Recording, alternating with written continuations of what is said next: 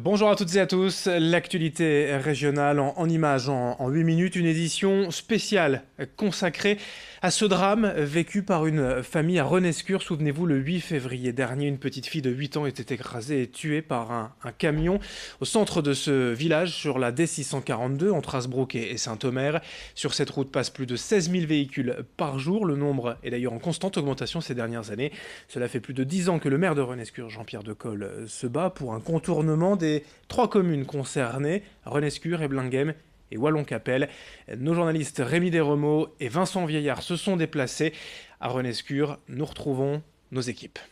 Nous nous trouvons ici à Renescure, entre Lille et Boulogne-sur-Mer, sur la départementale donc 642.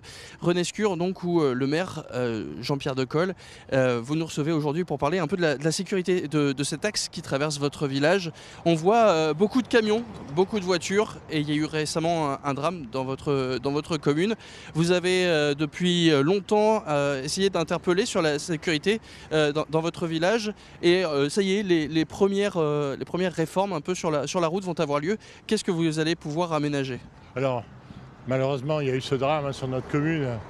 Et bon, on avait déjà aménagé sur l'entrée du village avec un radar pédagogique pour faire comprendre qu'il fallait ralentir, au-dessus de la caserne des pompiers. D'ailleurs, on est un village où on a 3 radars pédagogiques aux 3 coins du village. Donc on est sensible à la sécurité et à la vitesse.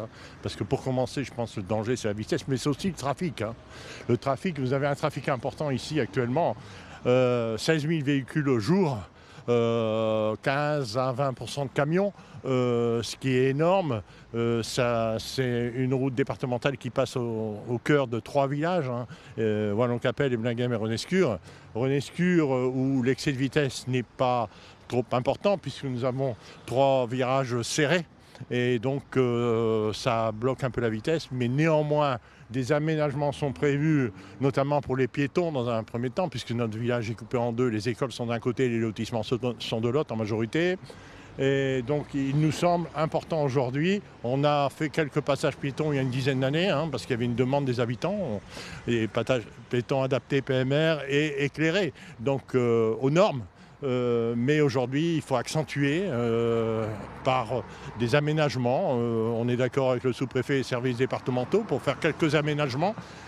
Le premier aménagement, il nous semble, ça serait un contournement du village, notamment pour les poids lourds. Donc c'est pas logique qu'aujourd'hui les poids lourds traversent notre village, des milliers de poids lourds. Donc on demande fortement un contournement de nos 3 villages, de Arques à Hasbrouck, mais au-delà de ça, au cœur des villages, pour moi c'est des mesurettes. Ce qu'on va faire, c'est encore des mesurettes. Qu'est-ce que vous allez faire justement? Ce qu'on va faire, tout simplement, c'est d'abord à l'entrée du village côté Hasbrouck, c'est un rétrécissement, un haricot au centre de la route, de façon à casser une fois la vitesse de 50 à l'heure, essayer de casser encore la vitesse pour l'entrée sur les maisons du village.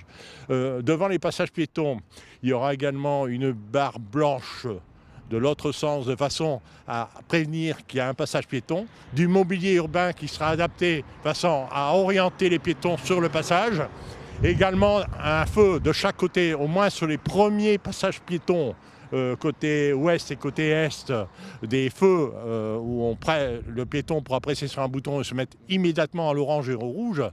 Ça cassera également la vitesse, puisqu'ils devront reprendre ensuite. Et une partie 30 à l'heure, aujourd'hui, qu'on a validé à partir du premier passage piéton, 30 ou 40 mètres avant le passage piéton, jusqu'au dernier passage piéton. On va le demander demain soir, parce qu'il était prévu sur les 2 virages.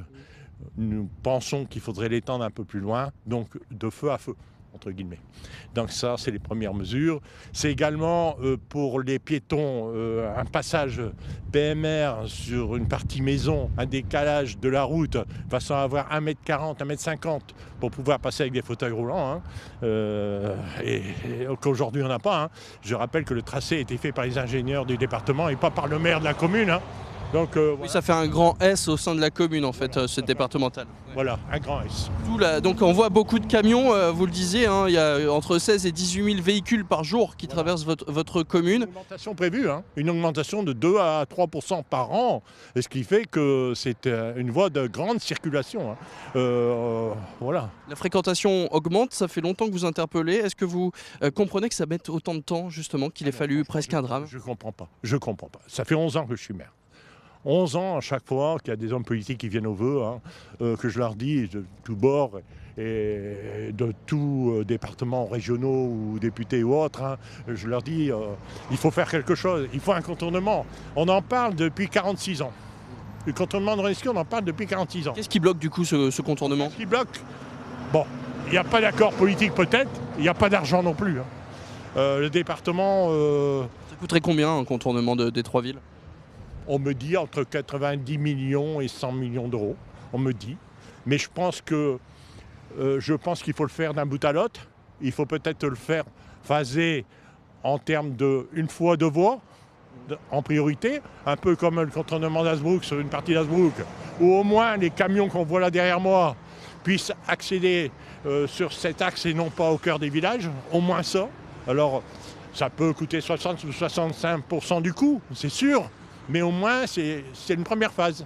Donc ça va commencer par quoi? Vous allez en parler comme ça en conseil municipal? Absolument, demain soir, on prend une délibération spéciale en demandant au préfet qu'il acte d'utilité publique cet axe entre Arques et Hazebrouck. Ça pourrait être quoi le calendrier, la suite? Quand est-ce qu'il pourrait vous Le répondre? calendrier, c'est plus moi. La demande est faite de la part de notre municipalité. Sur Renescure, c'est clair, le maire a toujours été clair.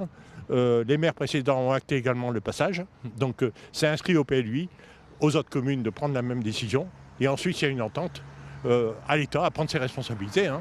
Moi, j'attends plus d'autres accidents. Hein. Franchement, à un moment donné, il faut arrêter. Hein. La vie d'une personne, la vie d'un enfant, c'est quand même majeur. Hein. Juste pour terminer, les premières mesures dont vous avez parlé, notamment la zone 30 et tout ça au sein de Renescure, c'est prévu pour quand?